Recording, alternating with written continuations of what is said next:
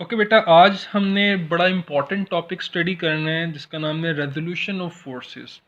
Board के लिए बेटा ये वेरी वेरी इंपॉर्टेंट है। ठीक है, बोर्ड में बेटा ये लाजमी आता होता है, काफ़ी चांस होता है, 90% चांस होता है कि अगर फोर्थ चैप्टर में से कोई लॉन्ग क्वेश्चन बने तो रेजोल्यूशन ऑफ फोर्सेस का लॉन्ग क्वेश्चन बन सकता है। सबसे पहले बेटा बड़ा इंपॉर्टेंट सा कॉन्सेप्ट है ये जो टॉपिक है रेजोल्यूशन ऑफ फोर्स, इसका और इससे अगला वाला जो टॉपिक है ये बिल्कुल इंटरलिंक्ड टॉपिक है। इसका ज़रा बेहतर सबसे पहले हम इसका बेसिक थोड़ी एक डेफिनेशन देखते हैं। क्या कहते हैं? Splitting up of a force into two mutually perpendicular components are called resolution of force. किसी भी फोर्स को उसके म्यूचुअली परपेंडिकुलर कंपोनेंट्स में स्प्लिट करना, तोड़ना, उसको बोलते हैं रेजोल्यूशन ऑफ फोर्स। का मतलब होता है फोर्स को रिजॉल्व करना, हल करना।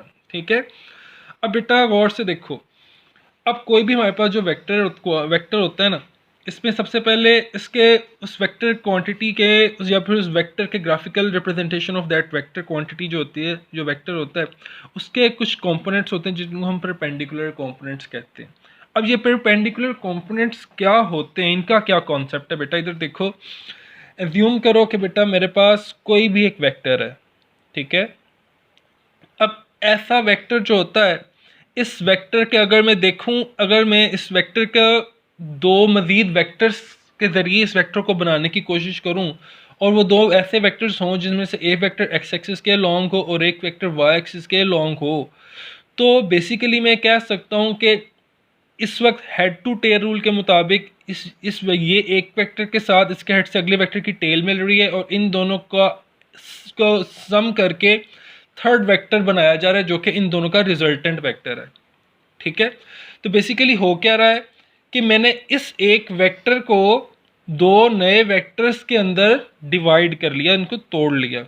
इस प्रोसेस को कहते हैं, इसको कहते हैं रेजोल्यूशन ऑफ फोर्स, जिसमें दिखने में ऐसा लगता है कि जो जिन दो कंपोनेंट्स में हमने इनको तोड़ा है वो दोनों कंपोनेंट्स आपस में हेड टू टेल रूल से ऐड होके ही नया वेक्टर बना रहे हैं।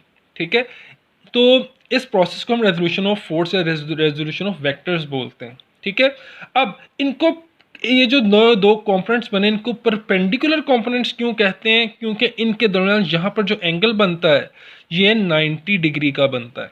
ठीक हो गया, तो अब ये परपेंडिकुलर कंपोनेंट्स होते हैं, इनको परपेंडिकुलर इसलिए कहा जाता है। अच्छा, गौर से देखें बेटा, परपेंडिकुलर कंपोनेंट्स की डेफिनेशन क्या लिखी हुई है आपकी बुक में? If a force is form from two mutually perpendicular components then such components are called perpendicular components. ठीक है, अगर ऐसे कंपोनेंट्स हों किसी भी फोर्स या किसी भी वेक्टर के जो आपस में परपेंडिकुलर हों, जिनका आपस में एंगल 90 डिग्री बन रहा हो। ठीक है, ये 90 डिग्री एंगल बन रहा है यहाँ पे, तो ऐसे कंपोनेंट्स को परपेंडिकुलर कंपोनेंट्स कहते हैं। इसका बेटा दूसरा नाम होता है रेक्टेंगुलर कंपोनेंट्स। इनको रेक्टेंगुलर कंपोनेंट्स भी कहते हैं। ठीक है, तो आपको बेटा परपेंडिकुलर कंपोनेंट्स का भी आ सकता है, आपको रेक्टेंगुलर कंपोनेंट्स की डेफिनेशन भी आ सकती है, तो भी यही आप लिखोगे। ठीक है, आप इसकी जगह से लफ्ज़ चेंज कर दोगे। ठीक है, परपेंडिकुलर कंपोनेंट्स का यहाँ पे मैं लिख देता हूँ, इनको रेक्टेंगुलर कंपोनेंट्स भी कहा जाता है। ठीक हो गया। अब बेटा नीचे देखो, हमारे पास एक फिगर गिवन है, इसमें हमारे पास एक फोर्स है, जिस फोर्स का वेक्टर है ओ ए। मैंने क्या किया, इस एक वेक्टर के दो कंपोनेंट्स बना लिए। एक कंपोनेंट मेरे पास है ये और एक मेरे पास कंपोनेंट है ये। ठीक है, जो एक्स एक्सिस के लॉन्ग है मैंने उसको एफ एक्स कह दिया, जो वाई एक्सिस के लॉन्ग है वो से मैंने एफ वाई कह दिया। जो एक्स एक्सिस के लॉन्ग जो एफ एक्स होता है इसको बेटा हॉरिजॉन्टल कंपोनेंट भी कहते हैं, और जो वाई एक्सिस के लॉन्ग जो होता है, जो वर्टिकल होता है, उसको हम वर्टिकल कंपोनेंट भी कहते हैं। तो बेसिकली एफ एक्स जो है ये वाला कंपोनेंट, इसको हॉरिजॉन्टल कंपोनेंट भी बोलते हैं, और ये वाला जो कंपोनेंट है जो वर्टिकल है इसको हम वर्टिकल कंपोनेंट भी बोलते हैं। ठीक हो गया। अच्छा बेटा, अभी तो देखो, अब यहाँ पर जो बड़ी इंपॉर्टेंट बात है जो आपने समझनी है, जिसकी बेस पे अगला टॉपिक भी आप समझोगे, वो क्या है? अब याद रखो, कोई भी जो वेक्टर क्वांटिटी होती है उसके साथ दो चीज़ें मुंसलिक हैं, एक है मैग्नीट्यूड और एक है डायरेक्शन। इसका मतलब है अगर आपको कोई वेक्टर दिया हुआ है तो इसका मतलब है आपको उस वेक्टर का मैग्नीट्यूड भी दिया हुआ है और उस वेक्टर की डायरेक्शन भी दी हुई है। डायरेक्शन का मतलब होता है थीटा या एंगल, ठीक है। मैग्नीट्यूड का मतलब होता है यहां से लेके यहां तक जो वेक्टर है उसकी लेंथ, ठीक है। इसका मतलब है कि ये आपको यहां से लेके यहां तक ये वो लेंथ भी गिवन है और आपको ये वाला एंगल थीटा भी गिवन है। इसका मतलब है जब आपको कोई ना कोई वेक्टर दिया होगा तो आपको मैग्नीट्यूड भी दिया होगा, डायरेक्शन भी दिया होगा, और आपने जब इसको रिजॉल्व करना है तो आपने बनाना क्या है, इन दोनों चीज़ों के ज़रिए आपने फर्दर जो जो चीज़ें बनानी है वो क्या बनाना है, आपने इनके कंपोनेंट्स की वैल्यूज़ फाइंड करनी है। एक आपने फाइंड करना होता है एफ एक्स कॉम्पोनेंट और एक आपने फाइंड करना होता है वाई कॉम्पोनेंट, ठीक है। तो इसका मतलब है जब आप रिजॉल्व कर रहे हो किसी वेक्टर को तो इसका मतलब है आपको मैग्नीट्यूड और डायरेक्शन गिवन है, आपने एक्स और Y axis, F axis, X axis और वाई एक्सिस के कंपोनेंट्स, ये म्यूचुअल परपेंडिकुलर कंपोनेंट्स फाइंड करने। और कभी कभी ऐसा होता है जिसमें आपको कहा होता है कि एक्स और वाई कंपोनेंट गिवन है, हमें मैग्नीट्यूड की वैल्यू फाइंड करके दो और डायरेक्शन की वैल्यू फाइंड करके दो। ये है अगला टॉपिक। इस टॉपिक में आपको दो चीज़ें, ये दोनों गिवन है, इनके जरिए आपने ये दो चीज़ें फाइंड करनी है। अगला जो टॉपिक आएगा इसमें ये दोनों चीज़ें गिवन है, इनके जरिए आपने ये दो चीज़ें फाइंड करनी है, ठीक हो गया। अब बेटा यहाँ पर गौर से देखो, ये मेरे पास अब इन दोनों कंपोनेंट्स की वजह से ये मेरे पास एक राइट ट्राइंगल बन चुका है।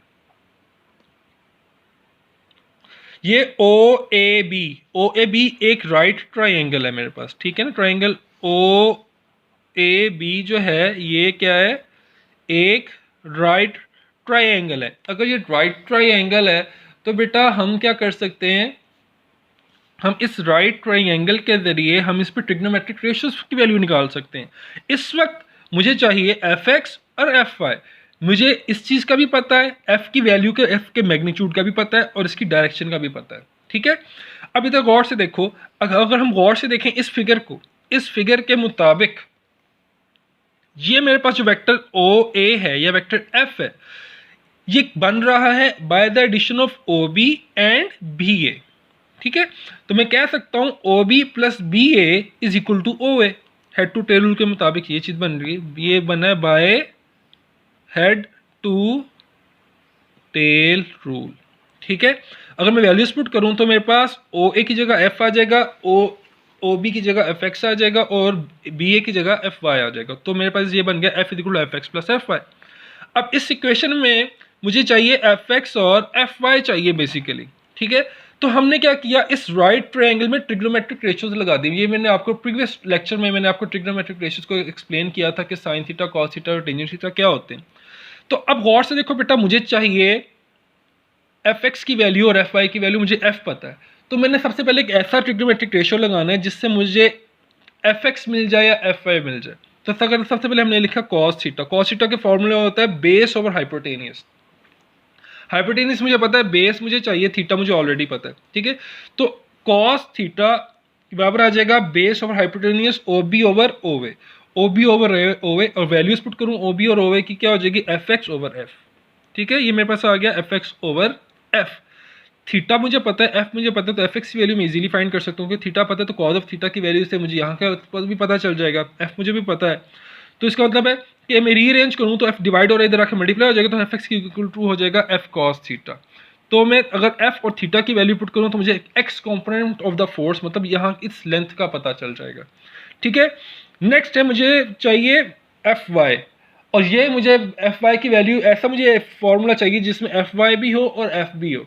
तो वो आता है साइन थीटा के फॉर्मूले में। तो साइन थीटा का फॉर्मूला होता है perpendicular over hypotenuse. Perpendicular A B over hypotenuse है ओ ए, जब B A over O A, sine theta होगा B A over O A. Values put कर दो, बी ए की आ गया एफ वाई और ओ ए की वैल्यू है एफ, ठीक है। वैल्यूज पुट कर देंगे तो हमारे पास आ जाएगा F Y over F. F इधर डिवाइड हो रहा है, इधर आके साइन थीटा मल्टीप्लाई हो जाएगा, तो एफ वाई इक्वल टू आ जाएगा एफ साइन थीटा। इसमें भी अगेन मैं एफ और थीटा की वैल्यू पुट करूंगा जो कि मुझे ऑलरेडी गिवन है, एंगल की वैल्यू में गिवन है, तो मेरे पास एफ वाई की वैल्यू आ जाएगी। इस तरह से बेटा आप इन दोनों चीज़ों के जरिए, मैग्नीट्यूड और डायरेक्शन के जरिए F X and F Y की वैल्यूज़ इन फॉर्मूलाज के जरिए फाइंड कर सकते हैं।